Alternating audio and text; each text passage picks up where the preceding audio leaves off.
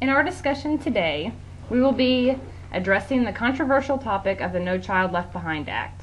Our guests include Tucker Whitworth, who has volunteered as a cadet teacher at a local elementary school last fall, Alicia Timmons, who is a mother of 2 school-age children, and Chase Wright, who is currently an admission support specialist that offers scholarships to students around the nation. Do you think that the adequate yearly progress reports are the right tool for measuring learning and raising achievement in the nation's schools? I think that using the adequate yearly progress has both pros and cons. You do need to have a standard so that we can judge what it is that our children are learning.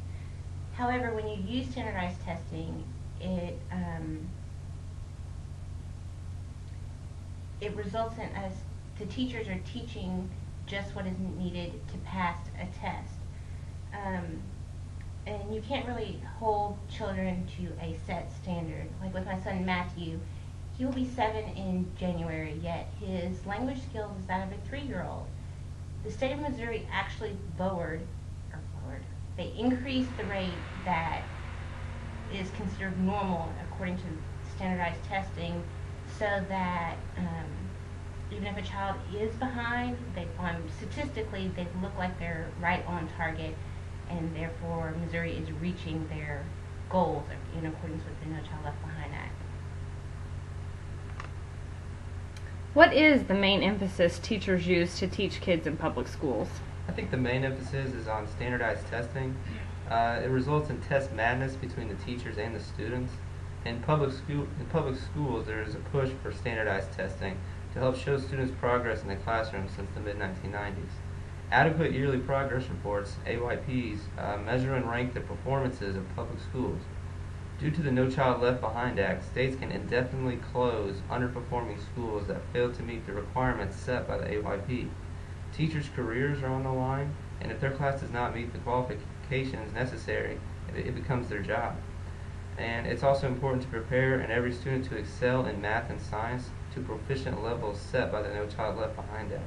Again, I was a cadet teacher for a 4th grade class, and the teachers spent 5 months of the school year going over the MAP, which is the state assessment test. And this not only stressed the teacher out, it put a lot of stress on these kids who took this test with no relevance of their own score, but it's for the school and their money that they get the revenue from. Do you think that the main focus on reading and math is distorting and possibly narrowing education? Yes. Where I work, we offer scholarships based off of the math and verbal part of the SAT, and not any other part of the SAT matters. So these are the most focused aspects of teaching, which causes a lack of learning in the other subjects, such as science or history or anything like that, which are also very important, especially when it comes to college, because in most degrees you're going to have to take science or history at some point in time. Are the directives that are aimed at failing schools having the intended impact? I don't think that they are. The way the No Child Left Behind Act is set up right now, you're penalizing schools that are not reaching a national standard. You're taking away their funding, you're causing them to replace teachers. Instead of doing that, they need to push their resources towards these failing schools so that they can set up more tutoring programs, incentives for teachers so that they're willing to stay there and really work with these children so that we can get them where they need to be. How does the state determine how much each individual school district makes per year? Each school district's revenue is presented by the AYP of the previous year. Students' test results will affect everyone employed by that school district. Elementary school teachers must meet the new highly qualified standards set by each state. Teachers who teach upper elementary must teach math, reading, and science at higher levels of skills. These teachers must have the skills to teach many levels of students, which are broken down into subgroups in African American, Hispanic, English language learners, and disabled students. Annual testing will show that the amount of gain made by students of individual teachers. Schools will not be able to keep ineffective teachers because the stakes are too high. it is desirable to agree on a common core of knowledge or to use a foundation that teachers should teach and that students should learn. Without common standards, it is very difficult to compare grades across the nations between teachers and schools because of the local norms.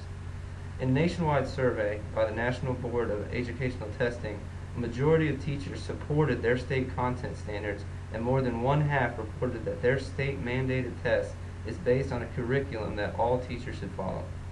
By imposing standards on students' minds, we are technically depriving them of their fundamental freedom by applying one standard set of knowledge. Standardized tests oversimplify knowledge and do not test high-order thinking skills that go into effect of deep thinking processes. I mean, again, this is why I like to use the term the rich get richer and the poor get poorer. When I was a cadet teacher, I mean, there was 3 fourth grade teachers for that class, and the class that I was with had the most highest rated test scores for that teacher, and she was the one that got the smart board. I don't agree on why the teacher who has the most proficient scores is the only one that gets rewarded. I don't think that's right, and I don't think this is what the kids should be getting. Well, we would like to thank Tucker, Alicia, and Chase for their insight on the No Child Left Behind Act. Join us next time, and now back to you, Hannah.